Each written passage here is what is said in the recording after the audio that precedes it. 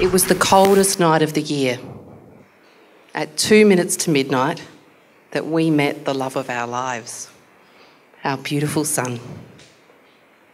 We held his tiny little toes in our hands, and with our hearts open wide, we sang, "Here comes the sun." And we sang in tune too. And maybe true love can do that, but it didn't last. Now he says, "Stop singing, mummy."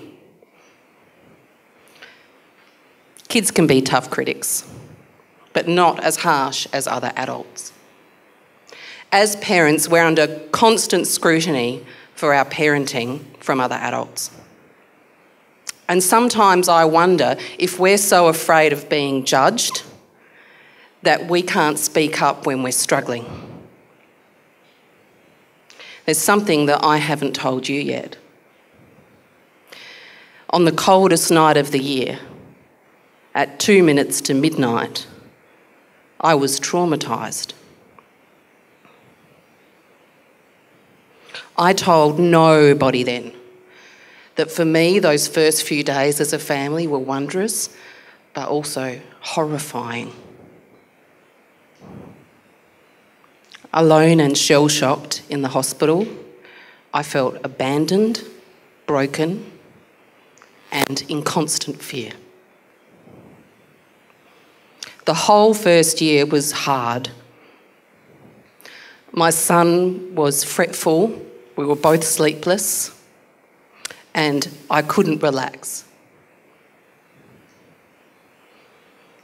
I was so lucky to have Rosie.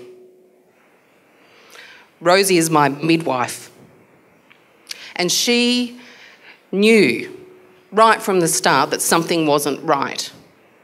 But she also knew that to heal I had to trust, and to trust I had to be in control.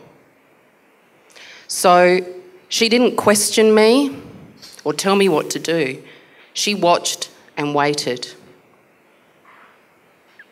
For 18 months, Rosie visited me and she told me stories.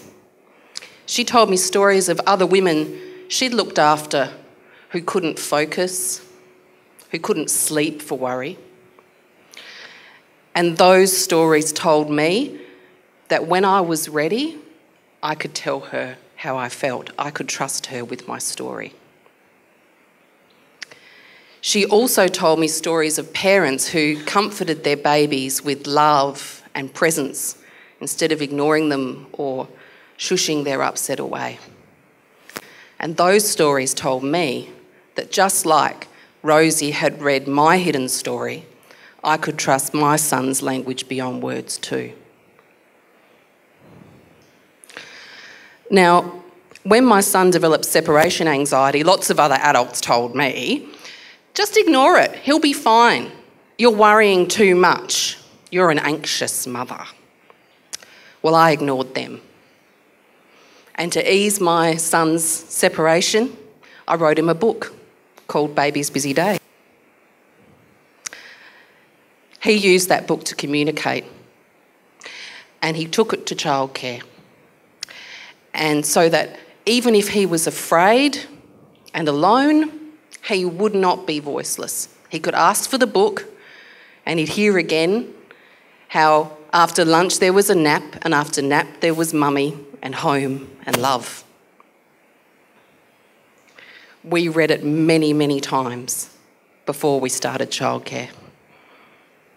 And each time we got to the part where I would leave, he would cry. But I held him. I heard him. When we finally started childcare, the first day there were no tears. Instead there was this. He's so cute. And it wasn't long after I took this photo that I finally opened up and told Rosie how I felt. I'd found my voice.